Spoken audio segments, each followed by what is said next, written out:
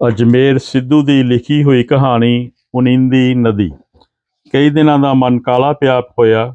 ਸਵੇਰ ਦੀ ਆਪਣੇ ਆਪ ਨੂੰ ਸਹਿਜ ਕਰਨ ਵਿੱਚ ਲੱਗੀ ਹੋਈ ਹਾਂ। ਆਪਣੇ ਸੇਵਕਾਂ ਦੇ ਚਿਹਰਿਆਂ ਤੇ ਜਲਾਉ ਦੇਖ ਕੇ ਖੁਸ਼ ਵੀ ਹਾਂ, ਉਹਨਾਂ ਦੇ ਸਿਰੜ ਤੇ ਹੈਰਾਨ ਵੀ। ਉਹਨਾਂ ਦੀ ਮਿਹਨਤ ਰੰਗ ਲੈ ਆਈ। ਵਿਚਾਰੇ ਦਿਨ ਰਾਤ ਨੱਠੇ ਭੱਜੇ ਫਿਰ ਰਹੇ ਹਨ। ਮੇਰੇ ਨਿੱਕੇ ਜਿਹੇ ਇਸ਼ਾਰੇ ਤੇ ਮੇਰੇ ਵਿੱਚ ਇੰਨੀ ਸ਼ਰਧਾ। ਮੈਂ ਤਾਂ ਉਸ ਪ੍ਰਭੂ ਦਾ ਇੱਕ ਅੰਸ਼ ਹਾਂ, ਉਹਦੀ ਅਨੰਤ ਭਗਤ। ਉਹ ਮੈਨੂੰ ਹੀ ਪ੍ਰਭੂ ਦੇ ਰੂਪ ਵਿੱਚ ਦੇਖ ਰਹੇ ਹਨ, ਮੇਰੀ ਭਗਤੀ ਵਿੱਚ ਲੀਨ ਰਹਿੰਦੇ ਨੇ। ਮੈਂ ਮੱਠ ਤੋਂ ਬਾਹਰ ਆਈ, ਮਨ ਹੋਰ ਪਾਸੇ ਲਾਉਣ ਲਈ ਫੁੱਲ ਬੂਟਿਆਂ ਵਿੱਚ ਖੋ ਜਾਣ ਦੀ ਕੋਸ਼ਿਸ਼ ਕਰਦੀ ਹਾਂ। ਮੇਰਾ ਵਾਰ-ਵਾਰ ਧਿਆਨ ਮੁੱਖ ਦੁਆਰ ਤੇ ਚਿਪਕੇ ਪੋਸਟਰ ਵੱਲ ਜਾ ਰਿਹਾ ਹੈ। ਮੈਂ ਮੁੱਖ ਦੁਆਰ ਕੋਲ ਆਈ ਹਾਂ, ਪੋਸਟਰ ਪੜ੍ਹਨ ਲੱਗੀ ਹਾਂ। ਪਿਆਰੇ ਪ੍ਰੇਮੀ ਜਨੋ, ਆਪ ਸਭ ਦੇ ਆਦੇਸ਼ ਨੂੰ ਭਗਵਾਨ ਸ਼੍ਰੀ ਦਾ ਆਦੇਸ਼ ਸਮਝਦੇ ਹੋਏ, ਆਪ ਦੀ ਸ਼ਰਧਾ ਅਤੇ ਪ੍ਰੇਮ ਅੱਗੇ ਨਤਮਸਤਕ ਹੁੰਦੇ ਹੋਏ 1008 ਸ਼੍ਰੀ ਸਵਾਮੀ ਪਰਮਾਨੰਦ ਜੀ ਮੰਡਲੇਸ਼ਵਰ ਦੀ ਯਾਦ ਵਿੱਚ ਮੱਠ ਦੀ ਉਸਾਰੀ ਦਾ ਕਾਰਜ ਸੰਪੂਰਨ ਹੋ ਗਿਆ ਹੈ। 27 ਮਾਰਚ ਦਾ ਸ਼ੁਭ ਦਿਵਸ ਮੂਰਤੀ ਸਥਾਪਨਾ ਲਈ ਨਿਯਤ ਕੀਤਾ ਗਿਆ ਹੈ। ਇਸ ਦਿਨ ਸਾਡੇ ਪੂਜਿਆ ਮਾਤਾ ਸ਼੍ਰੀ ਸਾਧਵੀ ਉਤਰਾ ਜੀ ਆਪਣੇ ਪਤਿਤ ਪਾਵਨ ਕਰ ਕਮਲਾਂ ਨਾਲ ਸ਼ੁਭ ਆਰੰਭ ਕਰਨਗੇ। ਆਪ ਸਭ ਮਾਤਾ ਸ਼੍ਰੀ ਦੇ ਪਵਿੱਤਰ ਪ੍ਰਵਚਨ ਸਰਵਣ ਕਰਦੇ ਹੋਏ ਪੋਸਟਰ ਪੜ੍ਹਨਾ ਵਿੱਚੇ ਛੱਡ ਬਗੀਚੀ ਵਿੱਚ ਆ ਬੈਠੀ ਹਾਂ। ਸਮਾਗਮ ਦੀ ਤਿਆਰੀ ਵੱਲ ਧਿਆਨ ਚਲਾ ਗਿਆ ਹੈ। ਮੇਰੇ ਭਰਾਵਾਂ ਹਰੀਸ਼ ਚੰਦਰ, ਸ਼ਾਮ ਲਾਲ ਤੇ ਸਮੂਹ ਸੇਵਕਾਂ ਨੇ ਦਿਨ ਰਾਤ ਇੱਕ ਕਰਕੇ ਇਸ ਮੱਠ ਦੀ ਉਸਾਰੀ ਕਰਵਾਈ ਹੈ। ਸਭੀ ਜਨ ਸਮਾਗਮ ਦੀਆਂ ਤਿਆਰੀਆਂ ਵਿੱਚ ਮਗਨ ਹਨ। ਉਹ ਆਪੋ ਆਪਣੀਆਂ ਜ਼ਿੰਮੇਵਾਰੀਆਂ ਸ਼ਰਧਾ ਨਾਲ ਨਿਭਾ ਰਹੇ ਹਨ।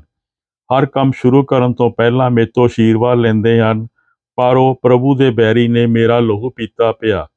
ਹੁਣ ਆਹ ਪੋਸਟਰ ਹੀ ਲੈ ਲਓ, ਇਹ ਮੈਂ ਨਹੀਂ ਛਪਵਾਇਆ, ਇਹਦੇ ਉੱਤੇ ਮੇਰੀ ਸਵਾਮੀ ਪਰਮਾਨੰਦ ਜੀ ਅਤੇ ਮੱਠ ਦੀ ਫੋਟੋ ਛਪੀ ਹੋਈ ਹੈ। ਮੇਰੀ ਮਹਿਮਾ ਕੀਤੀ ਹੋਈ ਹੈ। ਮੂਰਤੀ ਸਥਾਪਨਾ ਲਈ ਮੇਰੇ ਪ੍ਰਵਚਨ ਸੁਣਨ ਲਈ ਸ਼ਰਧਾਲੂਆਂ ਨੂੰ ਸੱਦਾ ਦਿੱਤਾ ਗਿਆ ਹੈ। ਮੈਂ ਆਪਣੇ ਸੇਵਕਾਂ ਨੂੰ ਕਿਵੇਂ ਨਾ ਕਰ ਸਕਦੀ ਹਾਂ। ਇਹ ਸਾਰਾ ਉਸ ਭਗਵਾਨ ਦਾ ਜਾਂ ਉਹਨਾਂ ਦਾ ਹੀ ਪ੍ਰਤਾਪ ਹੈ। ਦੂਜੇ ਮੱਠ ਵਾਲਿਆਂ ਬਥੇਰੇ ਡਿੱਕੇ ਡਾਹੇ, ਜਦੋਂ ਤੱਕ ਉਸਰ ਨਹੀਂ ਗਿਆ ਮੈਂ ਚਿੰਤਾ ਵਿੱਚ ਡੁੱਬੀ ਰਹੀ। ਮੇਰੇ ਤੋਂ ਵੱਧ ਚਿੰਤਾ ਮੇਰੇ ਭਰਾਵਾਂ ਨੂੰ ਸੀ। ਹੁਣ ਉਹਨਾਂ ਦਾ ਸਾਰਾ ਜ਼ੋਰ ਸਮਾਗਮ ਦੀਆਂ ਤਿਆਰੀਆਂ ਵਿੱਚ ਲੱਗਾ ਹੋਇਆ। ਦੋਨੋਂ ਮੇਰੇ ਤੋਂ ਛੋਟੇ ਨੇ। ਮੱਠ ਚੜਾਉਣ ਵੇਲੇ ਵੀ ਇਹਨਾਂ ਪੂਰਾ ਸਟੈਂਡ ਲਿਆ ਸੀ।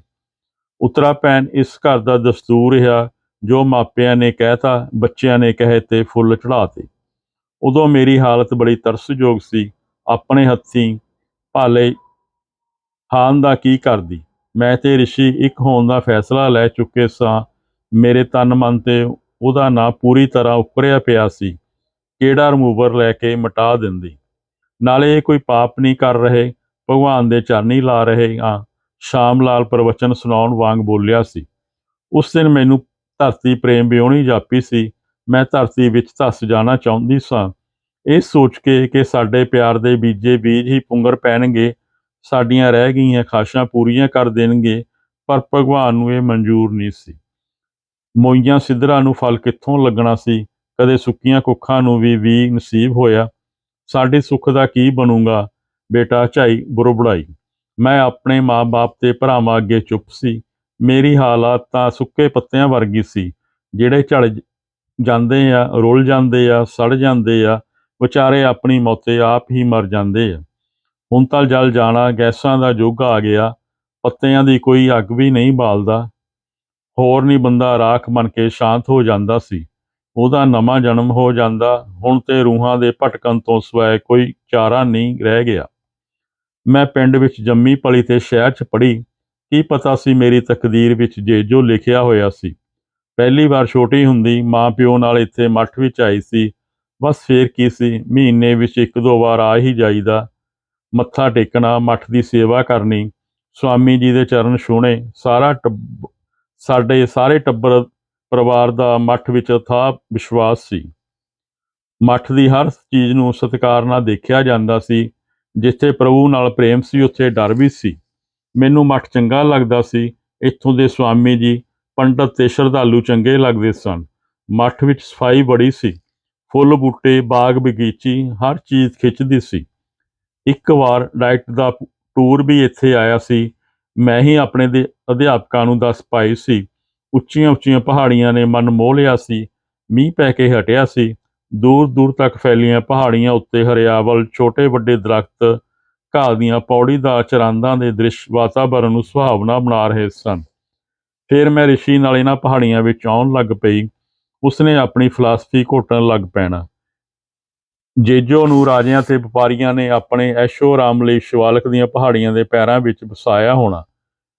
ਅਸੀਂ ਸੜਕ ਦੇ ਕੰਢੇ ਮਲੇ ਝਾੜੀਆਂ ਦਾ ਆਨੰਦ ਮਾਣਨਾ, ਨਾਲੇ ਕੰਢੇ ਲਵਾਉਣੇ, ਨਾਲੇ ਬੇਰ ਖਾਣੇ, ਬਾਂਦਰਾਂ ਦੀਆਂ ਝਪਟਾਂ। ਹਾਏ ਮਰ ਜਾ, ਰਿਸ਼ੀ ਦੀਆਂ ਸ਼ਰਾਰਤਾਂ ਮੇਰਾ ਖਹਿੜਾ ਨਹੀਂ ਛੱਡ ਰਹੀਆਂ। ਮੇਰੀ ਭੂਆ ਦੀ ਧੀ ਪੂਨਮ ਦਾ ਵਿਆਹ ਉਹਦੇ ਦੋਸਤ ਸੁਤੰਤਰ ਨਾਲ ਹੋਇਆ ਸੀ। ਰਿਸ਼ੀ ਪਹਿਲੀ ਵਾਰ ਬਰਾਤ ਵਿੱਚ ਦੇਖਿਆ ਸੀ। ਕੀ ਪਤਾ ਸੀ ਵਿਆਹ ਦਾ ਸ਼ੁਗਲ ਮੇਲਾ ਪ੍ਰੇਮ ਵਿੱਚ ਵੜ ਜਾਊਗਾ। ਇਹ 4-5 ਦੋਸਤ ਸੁਤੰਤਰ ਜੀਜਾ ਜੀ ਨਾਲ ਸਾਡੇ ਘਰ ਆਉਣ ਲੱਗ ਪਏ। ਮੈਂ ਪਹਿਲਾਂ ਹੀ ਕਿਸੇ ਅਣਜਾਣ ਰੂਹ ਦੀ ਤਲਾਸ਼ ਵਿੱਚ ਸਾਂ। ਕਿਸੇ ਲਈ ਸੁਪਨੇ ਸਾਂਭ ਕੇ ਰੱਖੇ ਹੋਏ ਸਨ। ਆਪਣੀਆਂ ਪਲਕਾਂ 'ਚ ਸਾਂਭੇ ਸੁਪਨੇ ਉਹਦੀ ਝੋਲੀ ਪਾ ਦਿੱਤੇ। ਆਪਣਾ ਇੱਕ ਇੱਕ ਹਿੱਸਾ ਇਹਦੇ ਨਾਂ ਕਰ ਦਿੱਤਾ। ਇਹਦਾ ਚਿਹਰਾ ਮੇਰੀਆਂ ਅੱਖਾਂ ਅੱਗੇ ਟਿਕਿਆ ਰਹਿੰਦਾ। ਮੈਨੂੰ ਇਉਂ ਲੱਗਦਾ ਜੇ ਉਹ ਮੇਰੀ ਜ਼ਿੰਦਗੀ ਵਿੱਚ ਨਾ ਆਉਂਦਾ ਤਾਂ ਮੇਰੀ ਜ਼ਿੰਦਗੀ ਕਬਰਾਂ ਦੇ ਕੁੱਜੇ ਵਰਗੀ ਹੋ ਜਾਣੀ ਸੀ। ਰਿਸ਼ੀ ਆਮ ਮੁੰਡਿਆਂ ਵਾਂਗ ਥੋੜ੍ਹਾ ਸੀ। ਉਹ ਮੈਨੂੰ ਸਭ ਤੋਂ ਅਲੱਗ ਲੱਗਦਾ। ਜਿੱਦਾਂ ਉਹਨੇ ਮੈਨੂੰ ਪਿਆਰ ਕੀਤਾ, ਇੱਦਾਂ ਦੁਨੀਆ 'ਚ ਕੋਈ ਨਹੀਂ ਕਰ ਸਕਦਾ। ਕਿੰਨਾ ਅਲੱਗ, ਕਿੰਨਾ ਚੰਗਾ। ਮੇਰੇ ਕੰਡਾਂ ਵਿੱਚ ਚੁੱਭ ਜਾਣਾ, ਨੱਠੇ ਨੇ ਆਉਣਾ। ਮੇਰੀਆਂ ਅੱਖਾਂ 'ਚ ਹੰਝੂ ਤਾਂ ਕਦੇ ਆਉਣ ਹੀ ਨਹੀਂ ਸੀ ਦਿੰਦਾ। ਇਸ ਤੋਂ ਉੱਪਰ ਕੋਈ ਸੁੱਖ, ਕੋਈ ਪ੍ਰੇਮ ਨਹੀਂ ਹੋ ਸਕਦਾ। ਉਹ ਮੈਨੂੰ ਮੇਰਾ ਰੱਬ ਹੀ ਜਾਪਦਾ, ਜਿਉਂ ਇਸ ਧਰਤੀ ਉੱਪਰ ਕੋਈ ਫਰਿਸ਼ਤਾ ਉਤਰ ਆਇਆ ਹੋਵੇ। ਅਸੀਂ ਇੱਕ ਦੂਜੇ ਦਾ ਹੱਥ ਫੜੀ ਪਹਾੜੀ ਦੀ ਟੀਸੀ 'ਤੇ ਬੈਠੇ ਹਾਂ। ਇੱਕ ਦੂਜੇ ਦੀਆਂ ਅੱਖਾਂ ਵਿੱਚ ਅੱਖਾਂ ਪਾਈ। ਕੋਈ ਸੁੱਧ ਨਹੀਂ ਹੈ। ਚਾਰੇ ਪਾਸੇ ਚੁੱਪ। ਪ੍ਰੇਮ ਦੇ ਸਰੋਵਰ 'ਚ ਇੰਨਾ ਡੂੰਘਾ ਉਤਰ ਜਾਂਦੇ ਹਾਂ ਕਿ ਕਿਸੇ ਭਾਸ਼ਾ ਦੀ ਲੋੜ ਹੀ ਨਹੀਂ ਰਹਿੰਦੀ। ਇੱਕ ਦੂਜੇ ਦਾ ਰੂਪ ਵਟਾ ਲੈਂਦੇ ਹਾਂ। ਮੈਂ ਉਹ ਹੋ ਜਾਂਦੀ ਹਾਂ ਤੇ ਉਹ ਮੈਂ। ਇੱਕ ਸੁਪਨੇ ਵਿੱਚੋਂ ਨਿਕਲੀ ਹਾਂ, ਦੂਜੇ ਵਿੱਚ ਆ ਬੜੀ ਹਾਂ। ਉਹ ਧਰਤੀ 'ਤੇ ਮਿਲਦਾ ਨਾ, ਉਹਨੂੰ ਲੱਭਦੀ ਬਾਵਰੀ ਹੋ ਜਾਂਦੀ। ਦੂਰ ਕਿਸੇ ਹੋਰ ਗ੍ਰਹਿ 'ਤੇ ਪਹੁੰਚ ਜਾਂਦੀ। ਉਹ ਉੱਥੇ ਦੇਵਤਾ ਬਣ ਬੈਠਾ ਹੁੰਦਾ, ਪ੍ਰੇਮ ਦਾ ਦੇਵਤਾ। ਮੈਂ ਪਰੀ ਬਣ ਜਾਂਦੀ ਹਾਂ। ਉਹ ਮੇਰੇ ਨਾਲ ਲੁਕਣ ਮਿੱਟੀ ਖੇਡਦਾ, ਲੁਕ ਜਾਂਦਾ, ਲੱਭਦਾ ਨਾ। ਮੈਂ ਹਾਰ ਕੇ ਧਰਤੀ 'ਤੇ ਆ ਜਾਂਦੀ, ਕੋਠੇ 'ਤੇ ਚੜ੍ਹ ਮੰਜੇ ਉੱਤੇ ਪੈ ਜਾਂਦੀ, ਤਾਰਿਆਂ ਵਿੱਚੋਂ ਉਹਦਾ ਚਿਹਰਾ ਤੱਕਦੀ। ਕੋਈ ਨਾ ਕੋਈ ਤਾਰਾ ਉਹਦਾ ਰੂਪ ਵਟਾ ਲੈਂਦਾ। ਉਸ ਤਾਰੇ ਨਾਲ ਪਿਆਰ ਉਮੜ ਉਮੜ ਪੈਂਦਾ। ਆਪਣੀ ਬੁੱਕਲ 'ਚ ਉਸ ਤਾਰੇ ਨਾਲ ਇਕਮਿਕ ਹੋਈ ਸਾਰੀ ਰਾਤ ਭੇਜਦੀ ਰਹਿੰਦੀ। ਉਮਰਾਂ ਜਿੱਡੀ ਉਹ ਰਾਤ ਹੋ ਜਾਣ ਦੀ ਪ੍ਰਾਰਥਨਾ ਕਰਦੀ। ਟੱਲ ਵੱਜਾ ਹੈ ਜਿਸਨੇ ਮੇਤੋਂ ਮੇਰਾ ਪ੍ਰੇਮ ਸੰਸਾਰ ਖੋਹ ਲਿਆ ਹੈ। ਜੇ ਮੇਰਾ ਪ੍ਰਭੂ ਮੇਰੇ 'ਤੇ ਮਿਹਰਬਾਨ ਹੋ ਜਾਂਦਾ, ਮੇਰਾ ਉਹਦੇ ਨਾਲ ਵਿਆਹ ਹੋ ਜਾਣਾ ਸੀ। ਰਿਸ਼ਤੇਦਾਰੀ ਵਿੱਚ ਹੋਏ ਇੱਕ ਵਿਆਹ ਨੇ ਹੀ ਸਾਰਾ ਪੰਗਾ ਪਾਇਆ ਸੀ। ਪੂਨਮ ਭੈਣ ਤੇ ਸੁਤੰਤਰ ਜੀਜਾ ਜੀ ਨਾਲ ਰਿਸ਼ੀ ਤੇ ਹੋਰ 2-3 ਦੋਸਤ ਵਿਆਹ 'ਤੇ ਆਏ ਹੋਏ ਸਨ। ਡੋਲੀ ਗਈ ਤਾਂ ਇਹ ਵੀ ਤੁਰ ਪਏ ਸਨ। ਮੇਰੀ ਜਿੱਦ ਸੀ ਕਿ ਰਾਤ ਰਹਿਣ। ਇਹ ਟੈਕਸੀ ਕਰਕੇ ਆਏ ਹੋਏ ਸਨ। ਮੈਂ ਟੈਕਸੀ ਦੇ ਪਹੀਏ ਮੂਹਰੇ ਇੱਕ ਪੈਰ ਕਰ ਦਿੱਤਾ ਸੀ। ਦੋਨਾਂ ਪਾਸਿਆਂ ਦੀ ਅੜੀ ਸੀ। ਇਸ ਇਮਤਿਹਾਨ ਵਿੱਚੋਂ ਮੈਂ ਪਾਸ ਹੋ ਗਈ ਸੀ। ਟੈਕਸੀ ਦਾ ਪਹੀਆ ਮੇਰੇ ਪੈਰ ਉੱਤੋਂ ਦੀ ਲੰਘ ਗਿਆ ਸੀ। ਮੇਰਾ ਪੈਰ ਜ਼ਖਮੀ ਹੋ ਗਿਆ ਸੀ। ਪਲਸਤਰ ਲਾਉਣਾ ਪਿਆ ਸੀ। 1.5 ਮਹੀਨਾ ਮੰਜੇ 'ਤੇ ਪਈ ਰਹੀ ਸੀ। ਘਰਦਿਆਂ ਨੂੰ ਅਸਲ ਘਟਨਾ ਦਾ ਪਤਾ ਨਹੀਂ ਲੱਗਿਆ ਸੀ।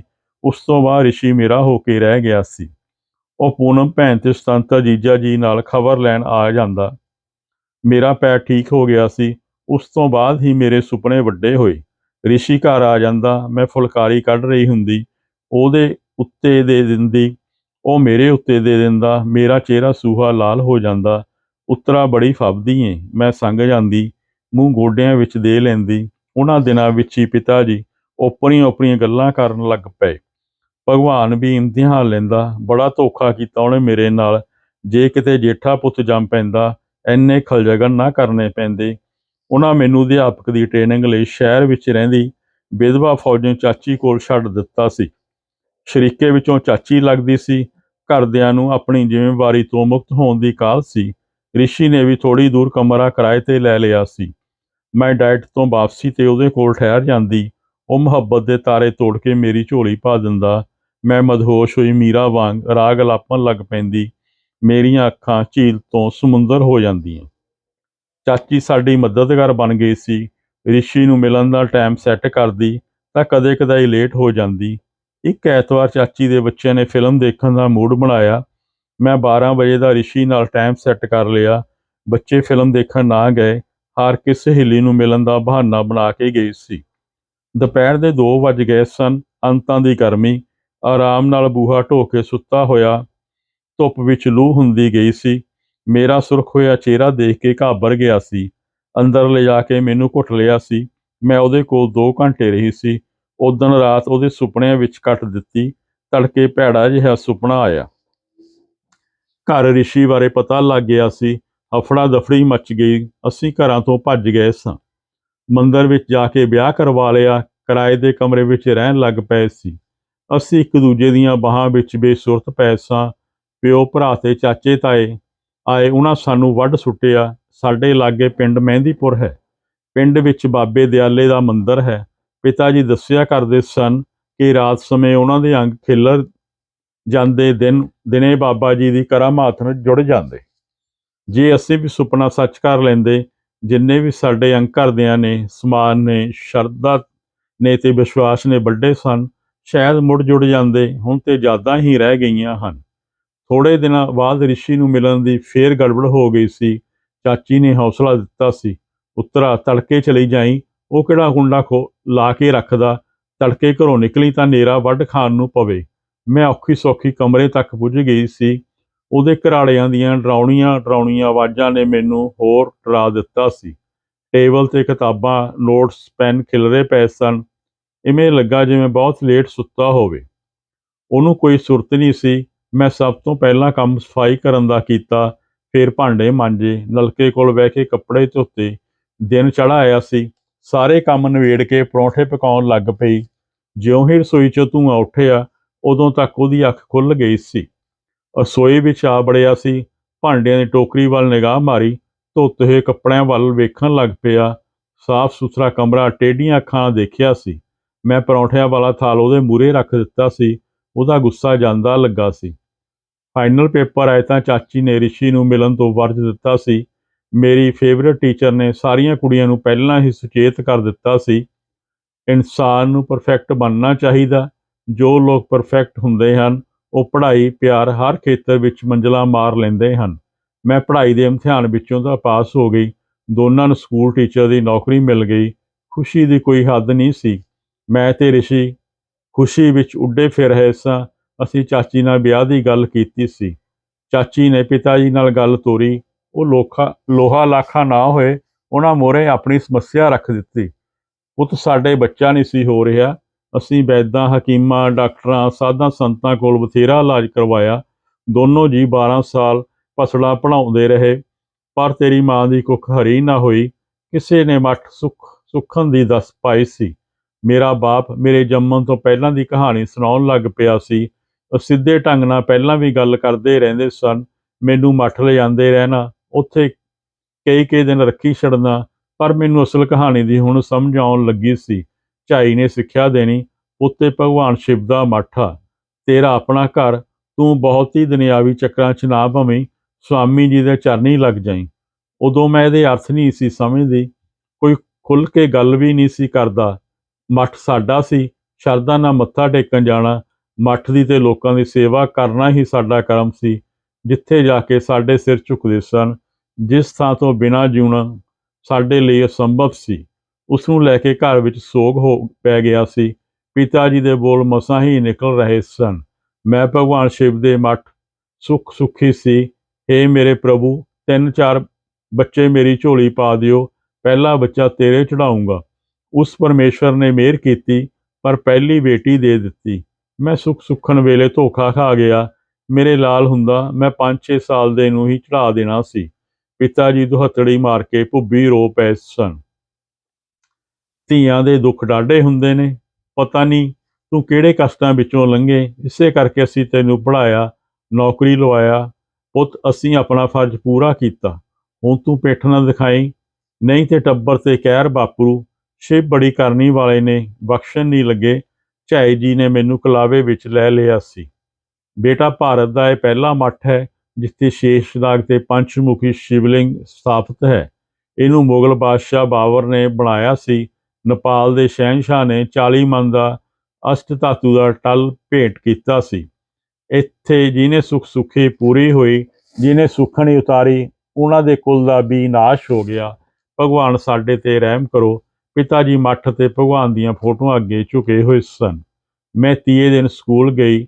ਰੋਣ ਹਾਕੀ ਹੋਈ ਪਈ ਸੀ। ਰਿਸ਼ੀ ਪਹਿਲੋਂ ਆਇਆ ਬੈਠਾ ਸੀ। ਉਸ ਨੂੰ ਸਾਰੀ ਗੱਲ ਦੱਸੀ। ਉਹ ਮੈਨੂੰ ਪੈ ਨਿਕਲੇ ਆ। ਆਪਣੇ ਝੂਠੇ ਵਿਸ਼ਵਾਸਾਂ ਨੂੰ ਪੱਠੇ ਪਾਉਣ ਲਈ ਤੈਨੂੰ ਕਿਉਂ ਦਾਅ 'ਤੇ ਲਾਇਆ ਜਾ ਰਿਹਾ ਹੈ? ਦੋ ਹੋਰ ਹੈਗੇ ਆ, ਉਹਨਾਂ ਨੂੰ। ਮੈਂ ਉਹਨੂੰ ਜੇਠੇ ਬੱਚੇ ਦੀ ਸੁੱਖ ਬਾਰੇ ਸਮਝਾਉਣ ਲੱਗ ਪਈ। ਮੈਂ ਭਗਵਾਨ ਅਤੇ ਮੱਠ ਨਾਲ ਜੁੜੀਆਂ ਕਰਾਮਾਤਾਂ ਬਾਰੇ ਦੱਸਿਆ, ਜਿਨ੍ਹਾਂ ਪਰਿਵਾਰਾਂ ਨੇ ਸੁੱਖਾਂ ਨਹੀਂ ਉਤਾਰੀਆਂ। ਉਹਨਾਂ ਦੇ ਉਜੜੇ ਵੰਸ਼ਾਂ ਬਾਰੇ ਦੱਸਿਆ। ਪਿਤਾ ਜੀ ਦੀਆਂ ਸੁਣਾਈਆਂ ਗੱਲਾਂ ਰਿਸ਼ੀ ਨੂੰ ਦੱਸੀਆਂ। ਮੇਰੇ ਅੰਦਰ ਭਗਵਾਨ ਦੇ ਘਰ ਬਾਰੇ ਜੋ ਡਰ ਸੀ, ਉਹ ਮੈਂ ਵਿਅਕਤ ਕਰ ਦਿੱਤਾ। ਰਿਸ਼ੀ ਭੜਕ ਪਿਆ ਸੀ। ਇੱਥੇ ਕੋਈ ਭਗਵਾਨ ਦਾ ਘਰ ਨਹੀਂ ਹੈ। ਸਭ ਰੱਬ ਦੇ ਨਾਂ 'ਤੇ ਸਿਆਸਤ ਹੋ ਰਹੀ ਹੈ। ਸਿਆਸਤਦਾਨਾਂ ਡੇਰਿਆਂ, ਗੁਰਦੁਆਰਿਆਂ, ਮੰਦਰਾਂ, ਮਸਜਿਦਾਂ ਤੇ ਗਿਰਜਿਆਂ ਜ਼ਰੀਏ ਸਿਆਸਤ ਚਲਾਉਂਦੇ ਆ। ਭਾਰਤ ਦੀ ਬਦਕਿਸਮਤੀ ਆ ਕਿ ਧਰਮ ਸਿਆਸਤ ਦੇ ਘੋੜੇ ਚੜ੍ਹਿਆ ਹੋਇਆ ਹੈ ਤੇ ਤੁਹਾਡੇ ਵਰਗੇ ਪੜ੍ਹੇ ਲਿਖੇ ਲੋਕ ਉਹਨਾਂ ਦੀ ਮਾਰ ਹੇਠ ਆਏ ਹੋਏ ਆ। ਉਦੋਂ ਉਹਦੀਆਂ ਗੱਲਾਂ ਦੀ ਮੈਨੂੰ ਸਮਝ ਨਹੀਂ ਸੀ ਲੱਗੀ। ਉਹਨੇ ਦੱਬ ਕੇ ਮੱਠ ਦੇ ਖਿਲਾਫ, ਉੱਥੋਂ ਦੇ ਸਵਾਮੀ ਜੀ ਅਤੇ ਚੇਲਿਆਂ ਦੇ ਖਿਲਾਫ ਭੜਾਸ ਕੱਢੀ ਸੀ। ਅਜਿਹਾ ਸੁਣਨਾ ਮੇਰੀ ਬਰਦਾਸ਼ਤ ਤੋਂ ਬਾਹਰ ਸੀ। ਮੈਂ ਮੱਠ ਦੇ ਖਿਲਾਫ ਇੱਕ ਸ਼ਬਦ ਵੀ ਨਹੀਂ ਸੁਣਨਾ ਚਾਹੁੰਦੀ ਸੀ। ਮੈਂ ਇਹ ਵੀ ਨਹੀਂ ਚਾਹੁੰਦੀ ਸੀ ਕਿ ਮੇਰਾ ਰਿਸ਼ੀ ਪਾਪ ਦਾ ਭਾਗੀਦਾਰ ਬਣੇ। ਉਹ ਮੇਰਾ ਪਿਆਰ ਸੀ। ਉਹਦੇ ਪਿਆਰ ਵਿੱਚ ਡੁੱਬੀ ਰਹਿਣਾ ਚਾਹੁੰਦੀ ਸਾਂ। ਮੈਂ ਪਿਆਰ ਦੀ ਨਦੀ ਨੂੰ ਕਿੱਦਾਂ ਆਖ ਦਿੰਦੀ ਕਿ ਆਪਣਾ ਵਹਾਅ ਮੋੜ ਲੈ, ਪਰ ਉਹਦਾ ਕਹਿਣਾ ਸੀ, ਤੂੰ ਮੱਲੋ ਮੱਲੀ ਉਸ ਦਰਿਆ ਵਿੱਚ ਰਲਣਾ ਚਾਹੁੰਦੀ ਆ ਜਿਹੜਾ ਪਹਿਲੋਂ ਹੀ ਰੇਗਿਸਤਾਨ ਬਣਿਆ ਹੋਇਆ ਹੈ। ਮੈਂ ਰਿਸ਼ੀ ਨਾਲ ਸਹਿਮਤ ਨਹੀਂ ਸੀ। ਮੱਠ ਤੋਂ ਕਿਵੇਂ ਮੋੜ ਲੈਂਦੀ? ਸਾਨੂੰ ਸਾਰੇ ਸਾਹ ਉੱਥੋਂ ਹੀ ਮਿਲੇ ਹੋਏ ਸਨ। ਮੱਠ ਦੇ ਕਣ ਨਾਲ ਰਿਸ਼ੀ ਜਿੰਨਾ ਹੀ ਪਿਆਰ ਤੇ ਵਿਸ਼ਵਾਸ ਸੀ। ਅਸੀਂ ਲਾਚਾਰ ਸੀ। ਸਾਡੇ ਵਿਸ਼ਵਾਸ ਸਨ। ਮੈਨੂੰ ਬੇਬਸ ਦੇਖ ਰਿਸ਼ੀ ਤੁਰ ਪਿਆ ਸੀ। ਮੈਨੂੰ ਜ਼ਿੰਦਗੀ ਵਿੱਚ ਪਹਿਲੀ ਵਾਰ ਮਹਿਸੂਸ ਹੋਇਆ ਕਿ ਦੋਸਤੀ, ਪਿਆਰ ਤੇ ਚਾਹਤ ਵੀ ਕਦੇ-ਕਦੇ ਬੇਬਸ ਹੋ ਜਾਂਦੇ ਹਨ। ਜੇ ਤੂੰ ਮੱਠ ਚੜ੍ਹਨਾ, ਇਹਨੂੰ ਮੇਰੀ ਆਖਰੀ ਮੁਲਾਕਾਤ ਸਮਝੀ। ਮੇਰੇ ਲੱਖ ਤਰਲੇ ਕੱਢਣ ਦੇ ਬਾਵਜੂਦ ਉਹ ਤੁਰਦਾ ਬਣਿਆ ਸੀ। ਮੈਂ ਉਸ ਦਿਨ ਘਰ ਨਹੀਂ ਜਾਣਾ ਚਾਹੁੰਦੀ ਸੀ। ਛੁੱਟੀ ਹੋਈ ਤਾਂ ਪਿਤਾ ਜੀ ਲੈਣ ਆਏ ਹੋਏ ਸਨ। ਮੈਂ ਘਰ ਗਈ ਤਾਂ ਆਪਣਾ ਫੈਸਲਾ ਸੁਣਾ ਦਿੱਤਾ ਸੀ। ਭਗਵਾਨ, ਮੈਨੂੰ ਮਾਫ਼ ਕਰੀਂ। ਆਪਣੀ ਬੱਚੀ ਸਮਝ ਕੇ ਮੈਂ ਰਿਸ਼ੀ ਨਾਲ, ਸ਼ਬਦ ਮੇਰੇ ਮੂੰਹ ਵਿੱਚ ਹੀ ਸਨ। ਬਾਪ ਮੇਰੇ ਦੇ ਹੱਥ ਕੰਬਣ ਲੱਗ ਪਏ ਸਨ।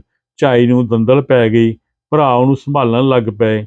ਪਿਤਾ ਜੀ ਮੇਰੇ ਦੁਆਲੇ ਹੋ ਗਏ, ਮੇਰੀਆਂ ਮਿੰਨਤਾਂ ਕਰਨ ਲੱਗ ਪਏ। ਮੈਂ ਚੁੱਪ ਸੀ। ਫੇਰ ਉਹ ਵੀ ਚੁੱਪ ਕਰਕੇ ਬੈਠ ਗਏ।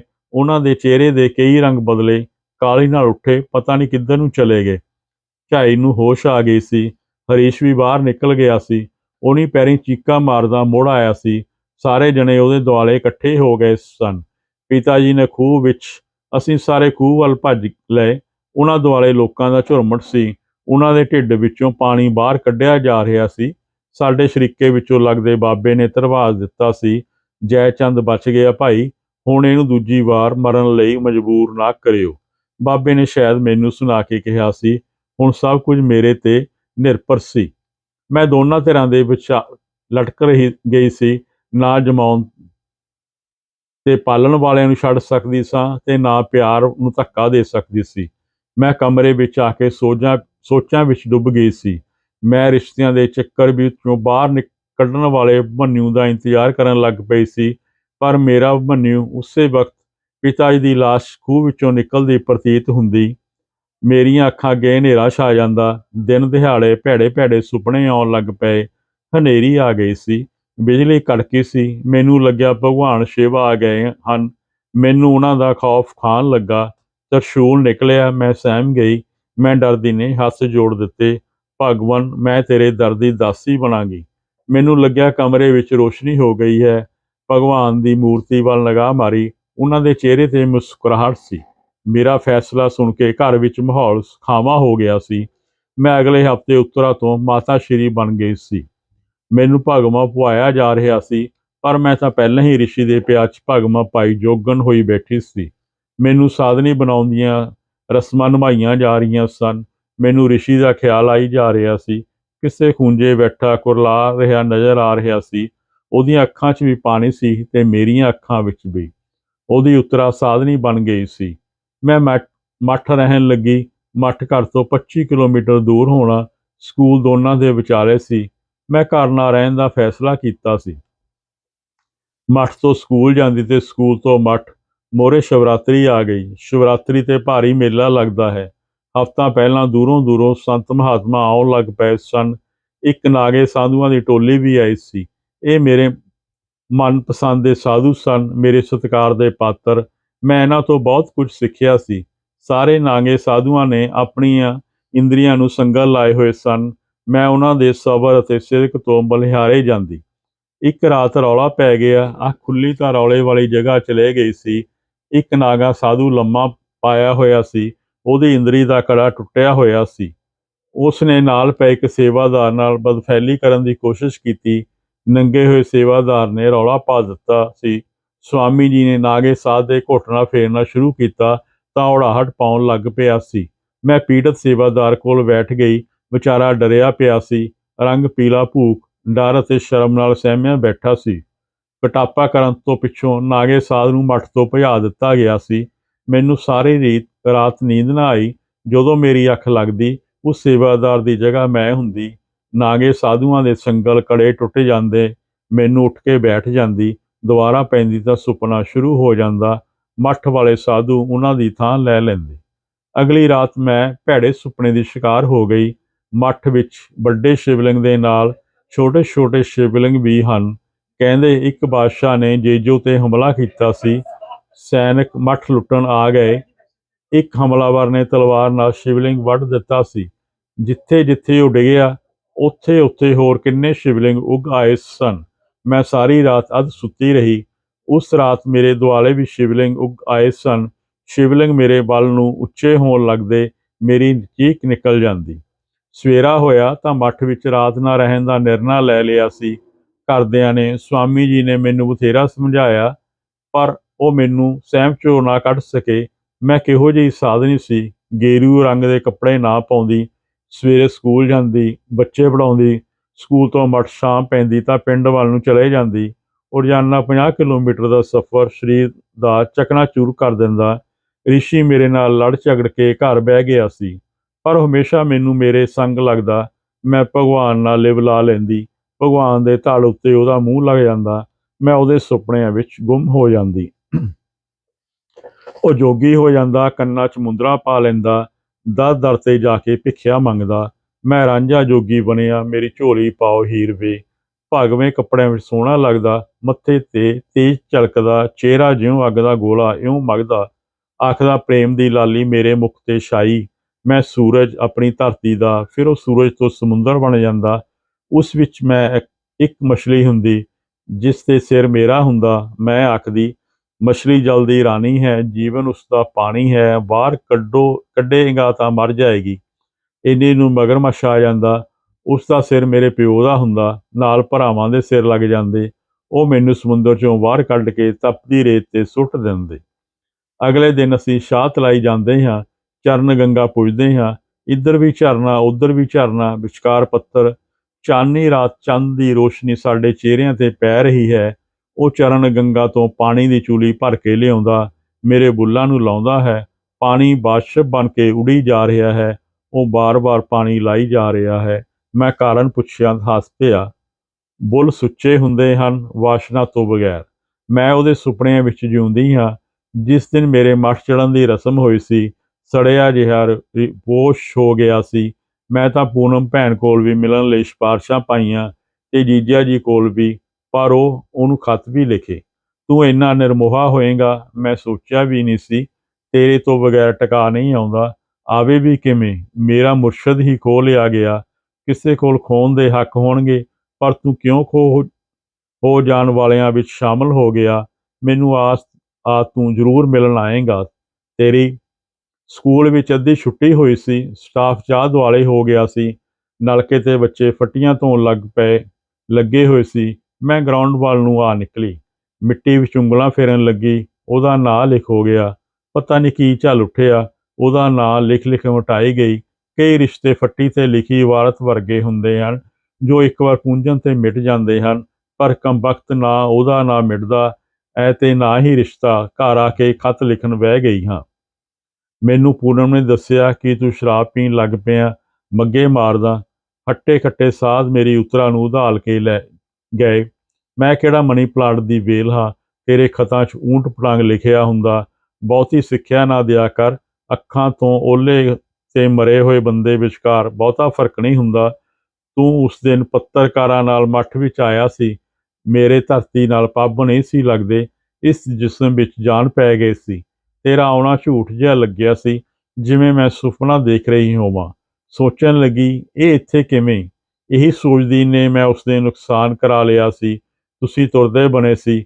ਇਹ ਤਾਂ ਬਾਅਦ ਵਿੱਚ ਪਤਾ ਲੱਗਾ ਕਿ ਅੱਜ ਕੱਲ੍ਹ ਤੁਸੀਂ ਭਗਵਾਨ ਦੇ ਘਰਾਂ ਖਿਲਾਫ ਮੁਹਿੰਮ ਵੱਡੀ ਹੋਈ ਹੈ। ਉਤਰਾ ਰਿਸ਼ੀ ਵਿਆਹਿਆ ਗਿਆ, ਅਗਲੀ ਕੀ ਸੋਚੂ? ਮੈਂ ਸੋਚ ਕੇ ਪਿੱਛੇ ਹਟ ਗਈ। ਮੇਰੀ ਕਿਸਮਤ ਨੇ ਤਾਂ ਸਾਥ ਨਹੀਂ ਦਿੱਤਾ। ਉਹ ਰਾਜੀ ਰਹੇ। ਸਕੂਲ ਵਿੱਚ ਬੱਚਿਆਂ ਨਾਲ ਮਨ ਪ੍ਰਚਾਰ ਲਈਦਾ ਸੀ, ਨਾਲੇ ਮੱਠ ਦੀ ਹਰ ਵਸਤ ਵਿੱਚ ਰਚ-ਮਿਚ ਗਏ ਸੀ। ਲੋਕ ਸੁੱਖਾਂ ਲਾਉਣ ਆਉਂਦੇ। ਇੱਕ ਵਾਰ ਇੱਕ ਟੱਬਰ ਸੁੱਖ ਦੇਣ ਆਇਆ। ਮੇਰੇ ਬਾਰੇ ਜਾਣ ਕੇ ਉਹਨਾਂ ਦਾ ਬਜ਼ੁਰਗ ਬੜਾ ਹੈਰਾਨ ਹੋਇਆ। ਪੁੱਤ ਚੜਾਉਂਦੇ ਸੁਣੇ ਸੀ ਤੇ ਦੇਖੇ ਵੀ, ਪਰ ਧੀ ਚੜਾਈ ਪਹਿਲੀ ਵਾਰ ਦੇਖੀ ਹੈ। ਮੱਠ ਵਿੱਚ ਸਾਰੇ ਆਪਣੇ ਆਪ ਨੂੰ ਸ਼ੁੱਧ ਬ੍ਰਾਹਮਣ ਦੱਸਦੇ ਸਨ। ਸਿਰਫ ਵੱਡੇ ਸੰਤ ਪਰਮਾਨੰਦ ਜੀ ਨੂੰ ਸਵਾਮੀ ਜੀ ਕਹਿੰਦੇ। ਬਾਕੀ ਇੱਕ ਦੂਜੇ ਨੂੰ ਪੰਡਤ ਜੀ ਕਹਿ ਕੇ ਬੁਲਾਉਂਦੇ। ਮੈਨੂੰ ਪੁੱਛ ਲੈਂਦੇ, ਆਪ ਕੌਣ ਸੇ ਬ੍ਰਾਹਮਣ ਵੰਸ਼ ਸੇ ਹੈ? ਮੈਂ ਇਹਨਾਂ ਨੂੰ ਕੀ ਦੱਸਦੀ? ਪਿਓ ਲੋਕਾਂ ਦਾ ਲਾਗ ਪੁਣਾ ਕਰਦਾ ਸੀ। ਅਗਾਂਹ ਭਰਾ ਵਾਲ ਕੱਟਣ ਲੱਗ ਪਏ। ਸਾਡੇ ਗੋਤ ਵਾਲਿਆਂ ਨੂੰ ਬਰਾਦਰੀ ਵਿੱਚ ਬੜਾ ਮਾਣ ਮਿਲਦਾ, ਪਰ ਮੱਠ ਵਿੱਚ ਇਹ ਲੋਕ ਗੱਲਾਂ ਇਹੋ ਜਿਹੀਆਂ ਕਰਦੇ ਰਹਿੰਦੇ। ਮੈਂ ਚਾਹੁੰਦੀ ਸੀ ਮੱਠ ਸਮਣਾ ਲੋਕਾਂ ਲਈ ਹੋਵੇ। ਮੈਂ ਸਵਾਮੀ ਜੀ ਅੱਗੇ ਮੱਠ ਵਿੱਚ ਲਾਇਬ੍ਰੇਰੀ ਖੋਲ੍ਹਣ ਅਤੇ ਸਕੂਲ ਚਲਾਉਣ ਦੀ ਤਜਵੀਜ਼ ਰੱਖੀ। ਆਮਦਨ ਥੋੜ੍ਹੀ ਸੀ, 280 ਖੇਤ ਜ਼ਮੀਨ ਦੇ ਚੜਾਵਾ ਵੱਖਰਾ। ਮੈਂ ਤਨਖਾਹ ਦਿੰਦੀ ਸੀਗੀ, ਪਰ ਉਹਨਾਂ ਨੂੰ ਵੇਲ ਕਿੱਥੇ? ਸਵਾਮੀ ਜੀ ਤਾਂ ਮਾਤਾ ਨਿਰਜਲਾ ਨਾਲ ਬਚਨ ਵਿਲਾਸ ਕਰਦੇ ਰਹਿੰਦੇ। ਬ੍ਰਹਮਚਾਰੀ ਬੰਦਾ ਤੇ ਇੱਕ ਰਿਸ਼ੀ ਵਰਗੇ ਸ਼ੰਕਰਾਨੰਦ ਹੈਗਾ ਬੋਲ ਪੈਂਦਾ। ਮਾਤਾ ਜੀ ਤਾਂ ਸਵਾਮੀ ਜੀ ਦੀ ਰਾਧਾ। ਕਈ ਵਾਰ ਉਹ ਮੈਨੂੰ ਰਿਸ਼ੀ ਲੱਗਣ ਲੱਗ ਪੈਂਦੇ। ਉਹਨੂੰ ਦੇਖ ਕੇ ਮੇਰਾ ਸਰੀਰ ਭਖਣ ਲੱਗ ਪੈਂਦਾ, ਸਰੀਰ ਲਾਲ ਹੋ ਜਾਂਦਾ। ਸਵਾਮੀ ਜੀ ਝੱਟ ਮੇਰੇ ਸਿਰ 'ਤੇ ਹੱਥ ਰੱਖ ਦਿੰਦੇ। ਪੁੱਤਰਾ ਬੇਟਾ, ਘਬਰਾਉਣਾ ਨਹੀਂ, ਇਹ ਮੱਠ ਤੇਰਾ ਆਪਣਾ, ਮੇਰੇ ਹੁੰਦੇ ਆ। ਉਹਨਾਂ ਦਾ ਹੱਥ ਮੇਰੀ ਪਿੱਠ 'ਤੇ ਆ ਜਾਂਦਾ। ਮੇਰੇ ਤਨ 'ਚੋਂ ਲਹਿਰ ਉੱਠਦੀ, ਤਨ ਮਨ ਮੱਚ ਉੱਠਦਾ। ਸਵਾਮੀ ਜੀ ਦੇ ਹੱਥਾਂ ਦੀ ਤਪਸ਼ ਮੇਰੇ ਤੋਂ ਝੱਲੀ ਨਾ ਜਾਂਦੀ। ਮੈਂ ਪਰੇਸ਼ਾਨ ਹੋ ਉੱਠਦੀ। ਮੇਰਾ ਚਿੱਤ ਖਰਾਬ ਹੋ ਜਾਂਦਾ। ਸ਼ਰਧਾਲੂ ਆਉਂਦੇ, ਸਾਰੀਆਂ ਸਮਾਧਾਂ ਤੇ ਮੰਦਰਾਂ ਵਿੱਚ ਮੱਥਾ ਟੇਕਦੇ, ਫਿਰ ਸਾਰੇ ਪੰਡਤਾਂ ਦੇ ਪੈਰੀਂ ਹੱਥ ਲਾਉਂਦੇ।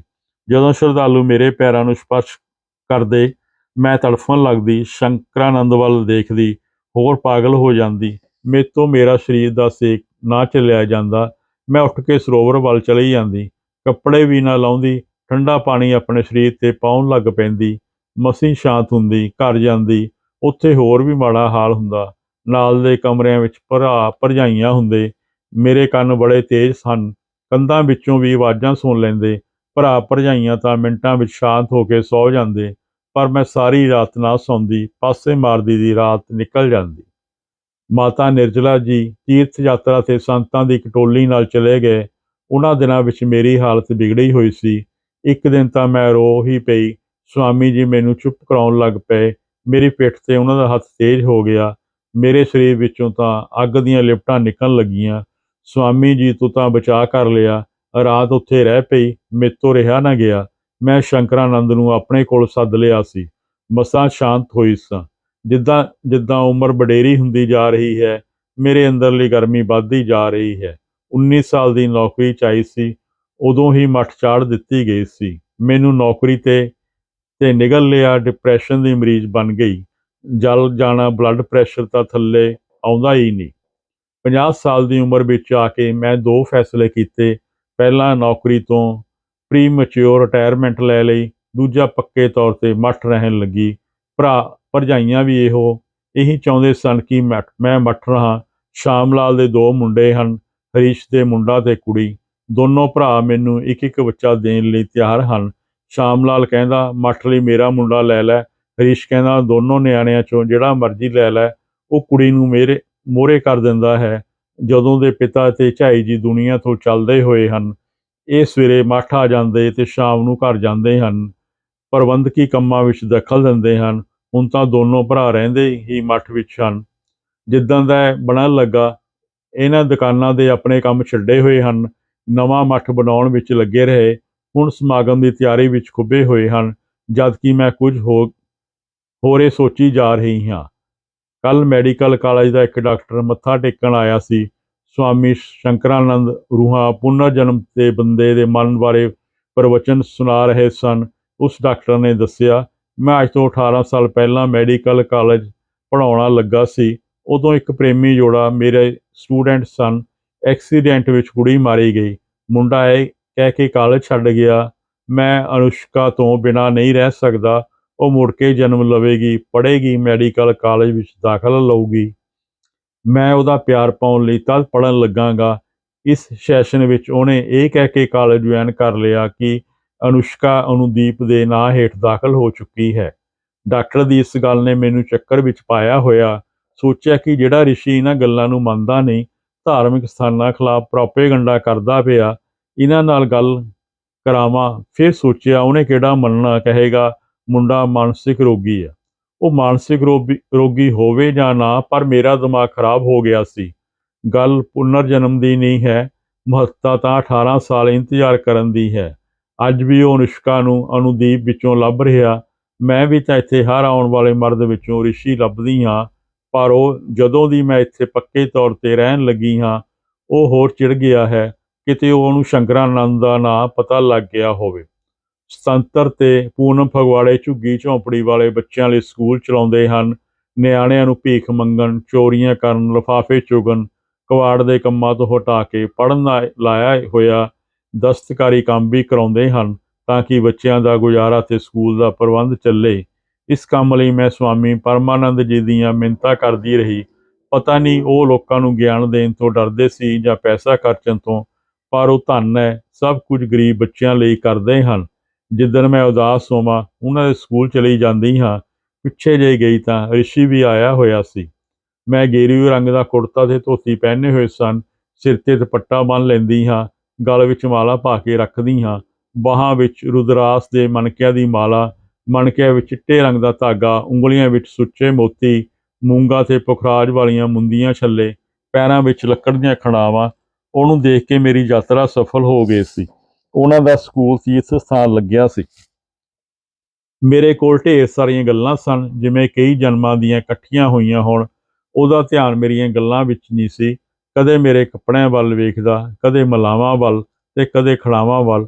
ਮੈਂ ਬੋਲੀ ਜਾ ਰਹੀ ਸਾਂ, ਉਹ ਤੁਰਦਾ ਬਣਿਆ। ਜੇ 4 ਬੋਲ ਸਾਂਝੇ ਕਰ ਜਾਂਦਾ, ਉਹਦਾ ਕੀ ਵਿਗੜ ਜਾਣਾ ਸੀ। ਮੇਰੀ ਇੱਕ ਜਨਮ ਦੀ ਪਿਆਸ ਬੁੱਝ ਜਾਣੀ ਸੀ।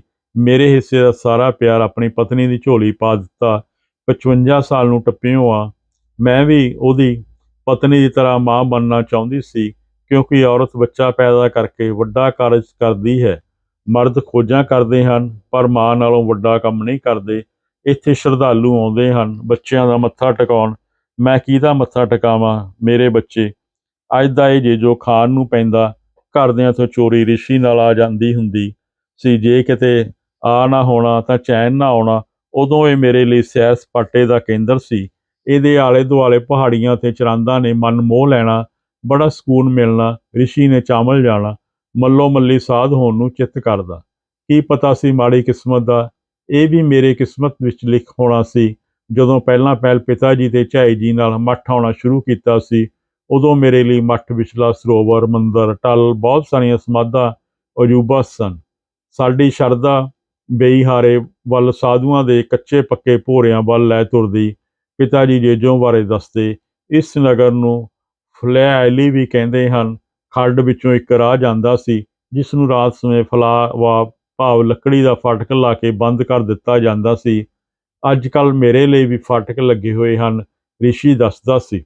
ਉਹਦੇ ਨਾਨਕਿਆਂ ਦਾ ਬਾਬਾ ਠਾਕੁਰ ਦਾਸ ਕੁਤਬੇਵਾਲ ਮਨੁੱਖਤਾ ਦੀ ਆਜ਼ਾਦੀ ਤੇ ਖੁਸ਼ਹਾਲੀ ਲਈ ਲੜਦਾ ਰਿਹਾ। ਪੁਲਿਸ ਬਾਬੇ ਨੂੰ ਜੂਹ ਬੰਦ ਕਰ ਦਿੰਦੀ ਸੀ। ਮੈਨੂੰ ਕਾਸ ਲਈ ਜੂਹ ਬੰਦ ਕੀਤਾ ਹੋਇਆ। ਦੱਖਣ ਵਾਲੇ ਪਾਸੇ ਖੂਹ ਹੈ। ਇਹ ਜੇਠੇ ਬੱਚੇ ਦੀ ਬਲੀ ਮੰਗਦਾ ਹੈ। ਮੈਂ ਵੀ ਜੇਠੀ ਹਾਂ, ਸ਼ਾਇਦ ਮੇਰੀ ਵੀ ਬਲੀ ਦਿੱਤੀ ਹੋਈ ਹੈ। ਇਹਨਾਂ ਅਥਰੂਆਂ ਨੂੰ ਕਿੰਝ ਰੋਕਾਂ। ਜਿਸ ਕੁੜੀ ਦੀ ਬਲੀ ਦਿੱਤੀ ਗਈ ਹੋਵੇ, ਉਹ ਰੋ ਵੀ ਨਹੀਂ ਸਕਦੀ। ਮੇਰੇ ਰਾਹ ਵਿੱਚ ਤਾਂ ਕੱਚੇ ਪੱਕੇ ਭੋਰੇ ਹਨ। ਜਦੋਂ ਤੁਰਾਂਗੀ ਉਹਨਾਂ ਵਿੱਚ ਡਿੱਗਾਂਗੀ। ਲੱਤਾਂ ਬਾਹਾਂ ਦੇ ਹੁੰਦਿਆਂ ਹੋਇਆਂ ਵੀ ਪੂਰਨ ਵਾਂਗ ਖੂਹ ਵਿੱਚ ਡਿੱਗੀ ਰਹਾਂਗੀ। ਕੋਈ ਗੋਰਖਨਾਥ ਵੀ ਨਹੀਂ ਬੌੜਿਆ ਜਿਹੜਾ ਖੂਹ 'ਚੋਂ ਕੱਢ ਲੈਂਦਾ। ਇੱਥੇ ਤਾਂ ਸਾਰਿਆਂ ਨੂੰ ਆਪੋ ਆਪਣੀ ਪਈ ਹੋਈ ਆ। ਭਰਾ ਟੱਬਰ ਸਮੇਤ ਮੱਠ ਆ ਬੈਠੇ ਹਨ। ਇੱਕ ਦਿਨ ਸੁਪਨੇ ਵਿੱਚ ਰਿਸ਼ੀ ਆ ਗਿਆ। ਉਹਨੇ 4 ਗੱਲਾਂ ਕਹੀਆਂ। ਭਗਵਾਨ ਦੇ ਨਾਂ 'ਤੇ ਕਾਰੋਬਾਰ 'ਚ ਕਦੇ ਘਾਟਾ ਨਹੀਂ ਪੈਂਦਾ। ਇਹ ਮੱਠ ਦੀਆਂ ਖੱਟੀਆਂ ਖਾਂਦੇ ਹਨ। ਇਹਨਾਂ ਤੈਨੂੰ ਚਾੜਿਆ ਇਸੇ ਲਈ ਸੀ। ਆਉਣ ਵਾਲੇ ਸਾਲਾਂ ਵਿੱਚ ਮੱਠ ਨੂੰ ਤੇਰੇ ਭਰਾ ਚਲਾਉਣਗੇ। ਚੌਥੀ ਗੱਲ ਮੈਨੂੰ ਭੁੱਲ ਗਈ, ਬਿਮਾਰੀਆਂ ਨੇ ਯਾਦਦਾਸ਼ਤ ਖੋਹ ਦਿੱਤੀ ਹੈ। ਉਂਝ ਰਿਸ਼ੀ ਦੀਆਂ ਗੱਲਾਂ ਸੱਚੀਆਂ ਲੱਗਦੀਆਂ ਹਨ। ਇੱਕ ਦਿਨ ਬਾਜ਼ਾਰ ਵਿੱਚੋਂ ਲੰਘੀ ਸੀ, ਕਿਸੇ ਹੋਰ ਨੇ ਮਿਹਣਾ ਮਾਰਿਆ ਸੀ, ਨੇ ਮੱਠ ਸਾਂਭਣਾ ਹੈ ਤਾਈਓ ਨੱਠੇ ਭੱਜੇ ਫਿਰਦੇ ਆ। ਸਵਾਮੀ ਪਰਮਾਨੰਦ ਜੀ ਕੈਂਸਰ ਤੋਂ ਪੀੜਤ ਸੀ। ਜਦੋਂ ਉਹ ਇਸ ਦੁਨੀਆ ਤੋਂ ਗਏ, ਮੱਠ 'ਤੇ ਕਬਜ਼ਾ ਕਰਨ ਲਈ ਕਈ ਸਰਗਰਮ ਹੋ ਗਏ ਸਨ। ਨਿਰਜਲਾ ਚਾਹੁੰਦੀ ਸੀ ਉਹਨੂੰ ਜਾਂ ਉਹਦੇ ਮੁੰਡੇ ਨੂੰ ਗੱਦੀ ਸੰਭਾਲੀ ਜਾਏ। 4-5 ਹੋਰ ਬ੍ਰਾਹਮਣ ਉਹਦੇ ਨਾਲੋਂ ਵੀ ਕਾਹਲੇ ਸਨ। ਮੇਰੇ ਭਰਾ ਮੇਰਾ ਹੱਕ ਜਤਾ ਰਹੇ ਸਨ। ਇਹਨਾਂ ਨੇ ਲੋਕਲ ਪੱਧਰ 'ਤੇ ਸਰਗਰਮੀਆਂ ਵਿੱਢੀਆਂ, ਥਾਂ-ਥਾਂ ਮੇਰੇ ਸਤਸੰਗ ਕਰਾਏ, ਝੂਠੀਆਂ ਸੱਚੀਆਂ ਕਰਾਮਾਤਾਂ ਮੇਰੇ ਨਾਲ ਆਈਆਂ, ਪ੍ਰਚਾਰੀਆਂ ਵੀ। ਮੱਠ ਬਨਾਰਸ ਦੇ ਅੰਡਰ ਆਉਂਦਾ ਏ। ਗੱਦੀ ਬਾਰੇ ਉਹਨਾਂ ਫੈਸਲਾ ਕਰਨਾ ਹੁੰਦਾ ਹੈ। ਦਾਅਵੇਦਾਰਾਂ ਨੂੰ ਗੱਦੀ ਨਸੀਬ ਨਾ ਹੋਈ। ਯੂਪੀ ਤੋਂ ਇੱਕ ਸਵਾਮੀ ਗੋਵਰਧਨ ਦਾਸ ਭੇਜੇ ਗਏ ਹਨ। ਵੈਸੇ ਮੈਨੂੰ ਯਕੀਨ ਨਹੀਂ ਆਉਂਦਾ। ਸ਼ੰਕਰਾਨੰਦ ਦੱਸਦਾ ਸੀ, ਬਨਾਰਸ ਡੇਰਿਆਂ ਦੀ ਬੋਲੀ ਲੱਗਦੀ ਹੈ। ਜਿਹੜਾ ਵੱਧ ਬੋਲੀ ਦੇ ਜਾਵੇ ਉਹ ਮੱਠ ਦਾ ਸਵਾਮੀ ਬਣ ਜਾਂਦਾ ਹੈ। 280 ਖੇਤਾਂ ਦੇ ਚੜ੍ਹਾਵੇ ਦਾ ਮਾਸਲਾ ਸੀ। ਯੂਪੀ ਵਾਲੇ ਗੋਵਰਧਨ ਦਾਸ ਨੇ ਮੱਲ ਮਾਰ ਲਈ, ਨਾਲੇ ਮੰਤਰੀ ਦੀ ਸਿਫਾਰਿਸ਼ ਵੀ ਆ। ਹੈਰਾਨ ਕਿਉਂ ਹੁੰਦੇ ਹੋ ਮਾਤਾ ਸ਼੍ਰੀ? ਅਗਲਿਆਂ ਨੇ ਵੋਟਾਂ ਨਹੀਂ ਲੈਣੀਆਂ। ਧਰਮ, ਵਪਾਰ ਤੇ ਸਿਆਸਤ ਦੇ ਸੰਬੰਧਾਂ ਬਾਰੇ ਵਿੱਚ ਪੈ ਕੇ ਪਤਾ ਲੱਗਦਾ। ਮੈਂ ਐਵੇਂ ਰਿਸ਼ੀ ਨੂੰ ਦੋਸ਼ ਦੇਈ ਜਾਂਦੀ ਸੀ, ਉਹ ਸੱਚਾ।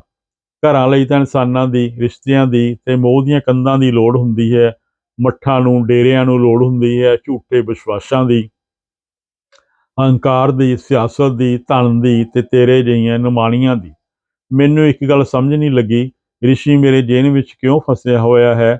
ਉਹ ਤਾਂ ਮੁਰਦਾ। ਮੈਂ ਕਿਆਮਤ ਦਾ ਉਹ ਦਿਨ ਉਡੀਕਦੀ ਰਹੀ ਜਿਸ ਦਿਨ ਪਰਲੋ ਆਏਗੀ ਤੇ ਮੁਰਦੇ ਉੱਠ ਬੈਠਣਗੇ। ਮੈਨੂੰ ਨਿਮਾਣੀ ਨੂੰ ਕੀ ਪਤਾ, ਮੁਰਦੇ ਵੀ ਕਦੇ ਉੱਠੇ ਆ, ਜਿਉਂਦੇ ਹੋਏ ਆ।